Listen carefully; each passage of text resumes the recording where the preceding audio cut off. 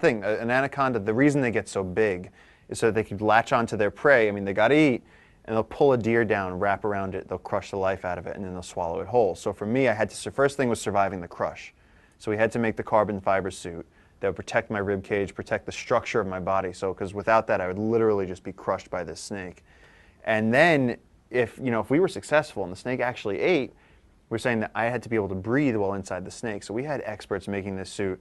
So we had the suit was uncrushable. We were testing for how much pressure the anaconda would be squeezing with. They even made me swallow a pill, so it was transmitting my vital signs. We had my wife and a team of experts making sure that I was healthy, that I was safe, that my temperature wasn't going too high, that my heart rate wasn't going too high.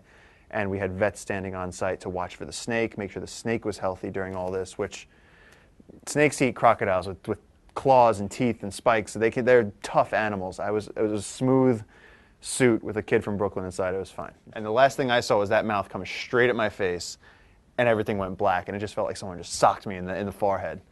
And then once you're in it, you get wrapped up and you feel that crush, and you got a 250-pound snake rolling you up is a strange sensation. What was it like being eaten by a snake?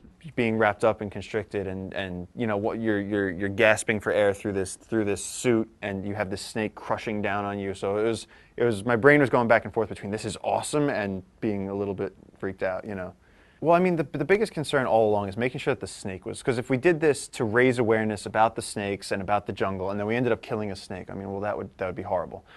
So every step along the way was just making sure that the snake is safe, So we even said that, once it got over once it gets over your shoulders, it's proven that it can eat you.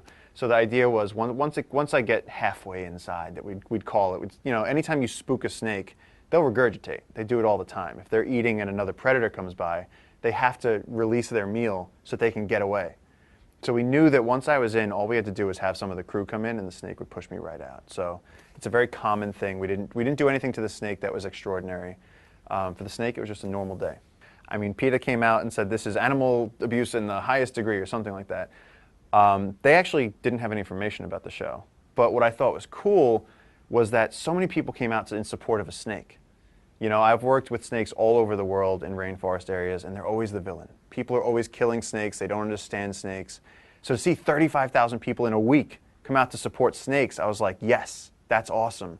But the conversation that starts is if you care about a snake that might have been hurt for a TV show but wasn't, what about the environment that they live in and the thousands of other species that they share that with? It's being burnt to the ground every day. That's animal abuse in the highest degree. So all those people, it's sort of taking that misplaced frustration and talking about what's actually happening. And I think that's what's so brilliant about this show. Good point. How's the snake doing now? The snake is alive and well. She's very healthy, and I'm sure she's looking forward to the next time she can kick me around.